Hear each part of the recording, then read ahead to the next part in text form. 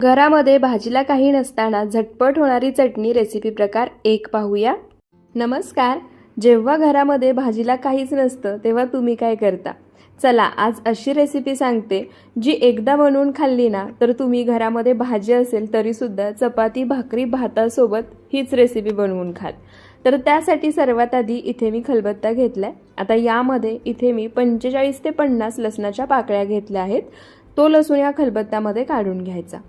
त्यानंतर यामध्ये नाश्त्याच्या चमच्याने 2 चमचे काश्मीरी लाल मिरची पावडर घालायची।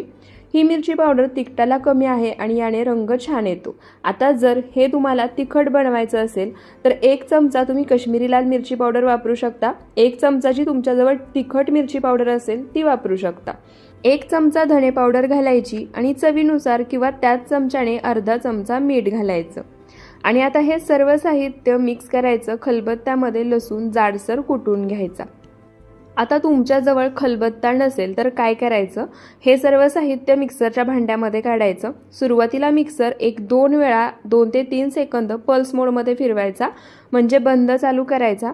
त्यानंतर त्यामध्ये 1 अर्धी वाटी पाणी घालायचं। पुन्हा मिक्सर पल्स मोडमध्ये 3 ते 4 वेळा फिरवून घ्यायचा, म्हणजे लसूण पूर्ण बारीकही होत नाही, छान जाडसर राहतो आणि जसं आपण खलबत्त्यामध्ये वाटण करतो ना अगदी त्याच टेक्स्चरमध्ये वाटण तयार होतं। तर इथे पहा लसूण सुद्धा मी थोडासा ठेचून घेतला। त्यानंतर यामध्ये अर्धी वाटी मी सुद्धा पाणी घातले। आता या ठिकाणी पाणी जरी तुम्ही मिक्सरला वाटण बनवत असाल तरी सुद्धा घालायचंय। खलबत्त्यामध्ये या पद्धतीने बनवत असाल तरी सुद्धा 1 अर्धी वाटी पाणी नक्की वापरा। पाणी घातल्यानंतर सर्व साहित्य लसूण थोडासा जाडसर ठेवूनच ठेचून घ्यायचं। तर या ठिकाणी मी तुम्हाला सर्व साहित्य कसं ठेचून घ्यायचंय, टेक्स्चर कसं हवं आहे ते दाखवते। तर इथे पहा सर्व साहित्य लसूण थोडासा जाडसर ठेवून मी ठेचून घेतले। तुम्ही याचं टेक्स्चर पाहू शकता आणि लसूण सुद्धा तुम्ही यामध्ये पाहू शकता थोड्या मोठ्या आकारामध्ये दिसतोय। तर इथे आपलं हे मिश्रण तयार झाले। आता पुढची तयारी करून घेऊयात। 10 मिनिटांमध्येच हा पदार्थ बनून तयार होतो। 6 ते 7 दिवस फ्रीजमध्ये छान टिकतो आणि भाकरी चपाती भात कशासोबतही खाऊ शकता। त्यासाठी मी गॅसवर कढई गरम करायला ठेवली आहे। कढई गरम झाली की आता यामध्ये तेलाच्या किटलीमध्ये जी पळी असते ना त्या पळीने 4 पळी तेल घालायचं।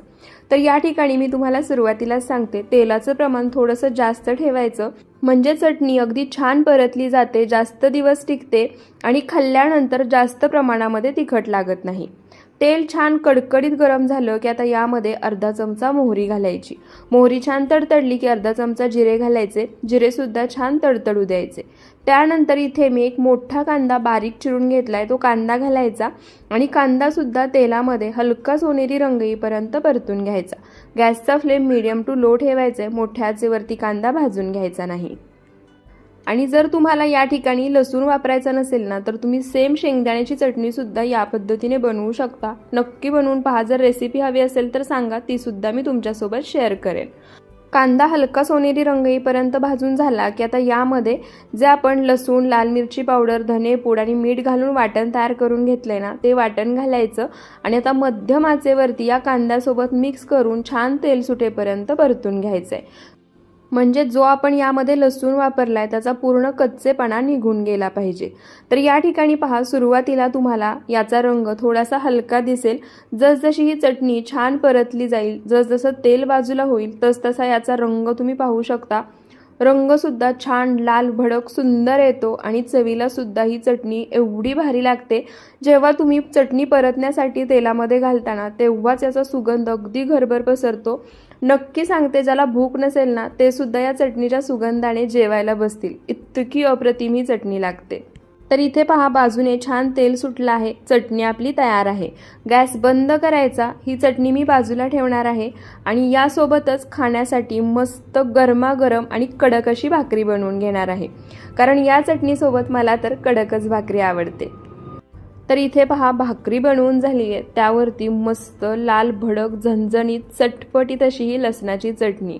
घरामध्ये जर भाजीला काही नसेल किंवा भाजीला आहे पण तोंडी लावण्यासाठी काहीतरी बनवायचंय तर फक्त 10 ते 15 मिनिटात ही लसणाची चटणी तुम्ही सुद्धा नक्की बनवून पहा। एकदा बनवून खाल्लीत ना तर मी गॅरंटी देते रोज सकाळ संध्याकाळ जेवणामध्ये तोंडी लावण्यासाठी का होईना पण नक्की तुम्ही ही लसणाची चटणी बनवून पाहाल। आणि ही लसणाची चटणी एकदा बनवली की 6 ते 7 दिवस फ्रीजमध्ये छान टिकते. फक्त एक लक्षात ठेवा, यामध्ये कोथिंबीर अजिबात घालायची नाही. जर तुम्ही यामध्ये कोथिंबीर घातलीत ना, तर कोथिंबीरीमध्ये जे मॉइश्चर असतं त्यामुळे ही चटणी जरी तुम्ही फ्रीजमध्ये ठेवलीत तरीसुद्धा लवकर खराब होऊ शकते. तर तुम्हीसुद्धा एकदा तोंडी लावण्यासाठी म्हणा किंवा भाजी नसेल तेव्हा ही लसणाची चटणी नक्की बनवून पहा. नक्की तुम्हाला आवडेल. घरामध्ये भाजीला काही नसताना झटपट होणारी चटणी रेसिपी प्रकार 2 पाहूयात. चला तर मग पटकन सुरुवात करूया. त्यासाठी इथे मी 4 मध्यम आकाराचे कांदे घेतले आहेत. आता हा कांदा आपल्याला एकदम बारीक चिरून घ्यायचा आहे. तर इथे मी सुरुवातीलाच कांद्याचं टर्फल काढून घेतले. पुढचा मागचा भाग कट करायचा आणि बारीक असा हा कांदा चिरून घ्यायचा. मोजक्या साहित्यात ही रेसिपी बनवून तयार होते. छान झणझणीत चटपटीत लागते. आता या ठिकाणी मी जेवढं साहित्याचं प्रमाण घेतलंय त्यामध्ये जर ही रेसिपी तुम्ही भाकरी, चपाती, भातासोबत खाण्यासाठी बनवताय तर 3 लोकांना एकदम परफेक्ट पुरेल. पण जर तुम्ही तोंडी लावण्यासाठी बनवत असाल तर 5 ते 6 लोकांना सहज पुरेल. तर इथे पहा, या पद्धतीनेच हा कांदा मी एकदम बारीक चिरून घेणार आहे. राहिलेले कांदेसुद्धा याच पद्धतीने चिरून घेते आणि त्यानंतर तुम्हाला दाखवते. तर इथे पहा, राहिलेले सर्व कांदेसुद्धा मी एकदम बारीक चिरून घेतले आहेत. आता हा बारीक चिरून घेतलेला कांदा आपण एका बाउलमध्ये काढून घेऊयात. कांदा काढताना सुरुवातीलाच एखादं पसरट आणि खोलगट भांडं घ्या, कारण आपल्याला हे सर्व साहित्य नंतर मिक्स करून घ्यायचं आहे. मोठं खोलगट पसरट भांडं घेतलं ना की अगदी हे सर्व साहित्य छान एकसारखं मिक्स करता येतं. तर इथे बारीक चिरून घेतलेला कांदा मी या बाउलमध्ये काढून घेतला आहे. आता हा बाउल आपण बाजूला ठेवूया आणि जी आपण हिरवी मिरची आणि कोथिंबीर घेतली आहे ना तीसुद्धा आपल्याला चिरून घ्यायची आहे. तर हिरवी मिरची आणि कोथिंबीर चिरताना सुद्धा लक्षात ठेवा, हिरवी मिरचीसुद्धा आपल्याला एकदम बारीक चिरून घ्यायची आहे, जास्त मोठी चिरायची नाही. तुम्ही या ठिकाणी जर चिरून ही हिरवी मिरची न घेता खलबत्त्यामध्ये जाडसर वाटून घेतली किंवा मिक्सरला फिरवूनसुद्धा जाडसर वाटून घेऊन यामध्ये घातली ना तरीसुद्धा चालेल. तर इथे पहा, हिरवी मिरची मी एकदम बारीक चिरून घेतली आहे. आता जी कोथिंबीर घेतली आहे तीसुद्धा आपल्याला या ठिकाणी एकदम बारीक अशी चिरून घ्यायची आहे. तर कोथिंबीर यामध्ये जितकी जास्त घालता येईल तेवढी जास्त घालायची, त्यामुळे याची चव खरंच खूप छान लागते. आणि जर शक्य असेल तर कोथिंबीर देठासहित वापरा. आता हिरवी मिरची आणि कोथिंबीर जी आपण चिरून घेतली आहे तीसुद्धा ज्या भांड्यामध्ये आपण कांदा काढून घेतला आहे त्यामध्येच काढून घेऊयात. तर इथे पहा, जेवढं साहित्य आपल्याला चिरून घ्यायचं होतं ते सर्व आपण चिरून घेतले. त्यानंतर काय करायचं, इथे मी खलबत्ता घेतला आहे. आता या खलबत्त्यामध्ये इथे मी 8 ते 9 लसणाच्या पाकळ्या घेतल्या आहेत, त्या काढायच्या. आणि लसूणसुद्धा आपल्याला जाडसर असा ठेचून घ्यायचा आहे. लसूण यामध्ये अजिबात स्किप करू नका, नक्की घाला. लसणामुळे याची चव खरंच दुपटीने वाढते. तर इथे पहा, लसूणसुद्धा मी छान जाडसर असा कुटून घेतला आहे. आता हा कुटून घेतलेला लसूणसुद्धा आपण कांदा आणि कोथिंबीर, हिरवी मिरची ज्या बाउलमध्ये काढून घेतली आहे त्यामध्येच काढून घेऊयात. त्यानंतर आता यामध्ये नाश्त्याच्या चमच्यानी 4 चमचे भाजलेल्या शेंगदाण्याचं कूट घालायचं. तर इथे भाजलेल्या शेंगदाण्याचंच कूट वापरायचं आहे. कच्चे शेंगदाणे बारीक करून यामध्ये वापरू नका, नाहीतर मग पूर्ण चव बिघडेल. भाजलेल्या शेंगदाण्याचं कूट घातलं की त्यानंतर आता यामध्ये काही पावडर मसाले घालायचे. त्यामध्ये एक छोटा अर्धा चमचा हळद आणि त्याच चमच्याने 2 चमचे इथे मी कश्मीरी लाल मिरची पावडर घेतली आहे ती घालायची. इथे मी लाल मिरची पावडर थोडीशी जास्तच वापरतीये, कारण ही लाल मिरची पावडर रंगाला छान असते आणि तिखटाला कमी असते. आणि आपण यामध्ये हिरवी मिरचीसुद्धा वापरली आहे. जर तुम्हाला जास्त तिखट आवडत असेल तर तिखट असणारी लाल मिरची पावडरसुद्धा तुम्ही या ठिकाणी वापरू शकता. त्यानंतर अर्धा चमचा यामध्ये आमचूर पावडर घालायची आणि चवीनुसार मीठ घालायचं. आता हे सर्व साहित्य आपल्याला मिक्स करून घ्यायचं आहे. पण हे सर्व साहित्य मिक्स करून घेण्याआधी इथे मी एका तडका पॅनमध्ये 7 ते 8 चमचे कच्चं तेल घेतलं आहे. आता हे तेल आपल्याला धूर निघेपर्यंत कडकडीत गरम करून घ्यायचं आहे. आता तेल गरम होतंय तोपर्यंत आपण हे सर्व साहित्य छान एकसारखं मिक्स करून घेऊयात. आपण यामध्ये जे काही मसाले घातले आहेत ते कांद्यासोबत छान एकजीव व्हायला पाहिजेत, या पद्धतीने हे मिक्स करून घ्यायचं. तर इथे पहा, सर्व साहित्य मी छान एकसारखं मिक्स करून घेतलं आहे. मसाले कांद्यासोबत छान एकजीव झाले आहेत.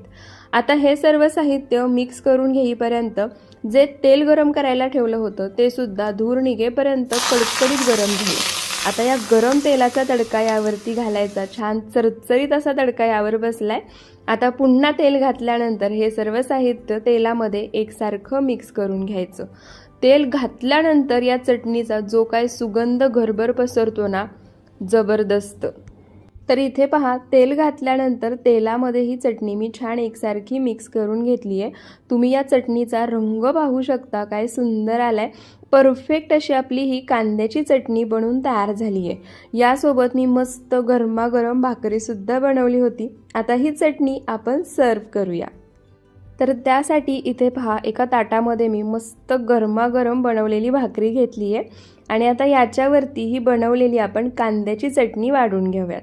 आता या ठिकाणी जर तुमच्याजवळ आमचूर पावडर नसेल तर काय करायचं, पण त्याआधी इथे तुम्हाला एक टिप सांगते। आमचूर पावडर घातल्यामुळे काय होतं, या चटणीला छान चटपटीतपणा येतो आणि हलकीशी या चटणीची चव आंबट लागते आणि त्यामुळे ही चटणी खायला सुद्धा मजा येते आणि चटणीचा तिखटपणा सुद्धा कमी होतो।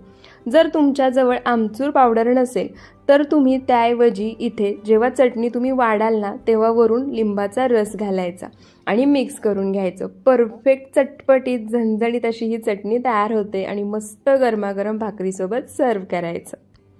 तर तुम्ही सुद्धा एकदा घरामध्ये जर भाजीला काही नसेल किंवा भाजी असतानाही दुसरं काहीतरी झणझणीत चटपटीत खायची इच्छा झाली तर फक्त 10 ते 15 मिनिटात बनवून तयार होणारी ही कांद्याची चटणी नक्की बनवून पहा। तर इथे आपले दोनही वेगवेगळ्या प्रकारचे चटणीचे प्रकार बनवून तयार झाले आहेत। तुम्हाला यातील कोणता प्रकार सर्वात जास्त आवडला ते मला कमेंट करून नक्की सांगा। तुम्हाला जर अशाच रेसिपीज आणखी पाहायच्या असतील तर ते सुद्धा मला कमेंट बॉक्समध्ये सांगायला विसरू नका। व्हिडिओ आवडला असेल तर व्हिडिओला जास्तीत जास्त शेअर करा, एक लाईक नक्की करा आणि अशाच रेसिपीजसाठी आपल्या सरिताज किचन मराठी या यूट्यूब चॅनलला सबस्क्राईब करायला विसरू नका। पुन्हा भेटूयात अशाच साध्या सोप्या नवनवीन रेसिपी व्हिडिओजसोबत। व्हिडिओ शेवटपर्यंत पाहिल्याबद्दल खूप खूप धन्यवाद।